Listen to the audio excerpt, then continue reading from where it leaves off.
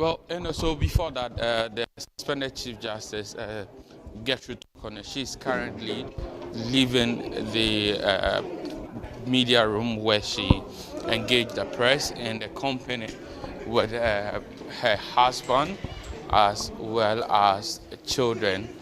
And the story here today is that she says she's not going to resign.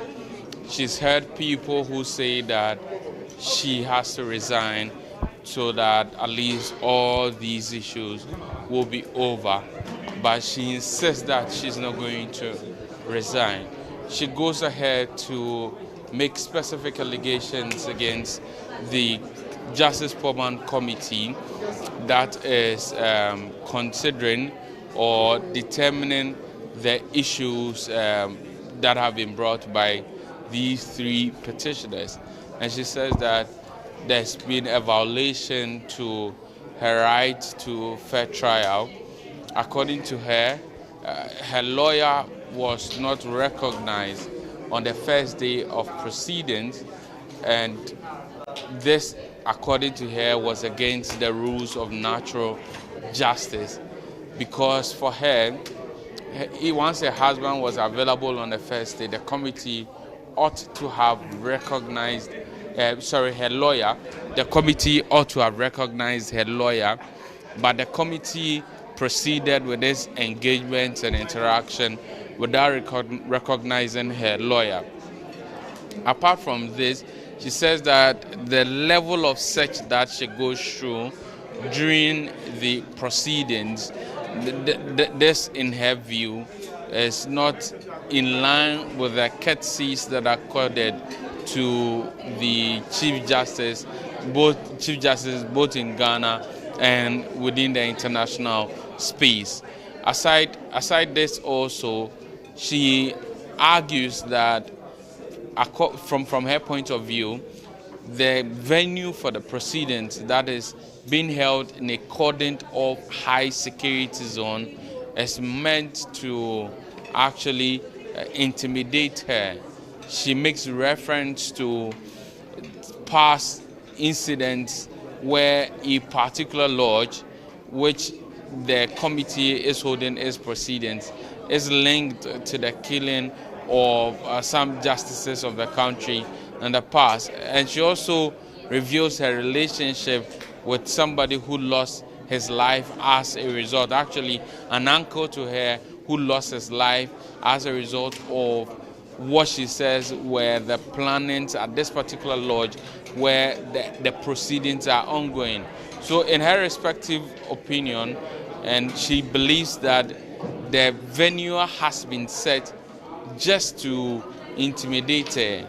But with all these issues, she insists that she's not going to resign, and that actually she doesn't have the choice of resigning because there's been a decided case by the Supreme Court where the Supreme Court has delivered a judgment that in instances where Article 146 removal proceedings begin, the judge or the Chief Justice who's undergoing such proceedings do not have the luxury to say he or she is resigning.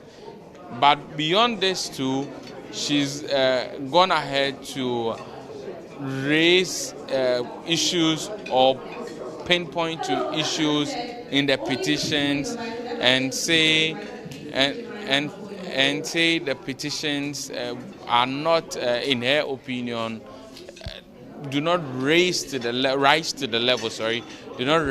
level where a Chief Justice removal proceeding can be instituted. She's raised issues about the petitions, and you said she's not seen the petitions that the committee are working with, and she's not seen the prima facie determination by the court, even though she admits that the presidency made available some petitions to her. He says without getting to know the petitions that the committee is working on, it's difficult to determine if the two are the same. And her fear is that, of course, the petitions that she has been notified with, the petitions she has responded to, those petitions may actually be struck out. However, she feared that because she doesn't have the petitions the committee is working with, the committee may come up with some fresh allegations based upon which it is going to cause for her removal as Chief Justice. She goes ahead to now list all these three petitions by Daniel Fori, by the police officer, and by the civil society organization. And she makes the point that a number of the allegations that are contained in these petitions really do not directly linked to her. And for most of these issues she talked about are rather cases that she presided over with some other justices of the Supreme Court. In one of the cases, actually, she says the chair of this removal proceedings, Justice Puaman, was actually part of the proceedings. And she wonders how a case she sat together with other justices, she can be made to suffer removal proceedings by a collective decisions of justices of the Supreme Court, and also on certain specific issues that were raised in these petitions. She argues that these issues were brought about or came about even before she became Chief Justice, and they were not direct actions from her office. Aside the fact that they were not direct actions from her office, some of these allegations, she say, were born out of policy decisions that the judicial service has made, some of them dating as far back as 2015. She's asking Ghanaians to open their eyes and their ears to what she believes is a level of injustice that is being meted out to her.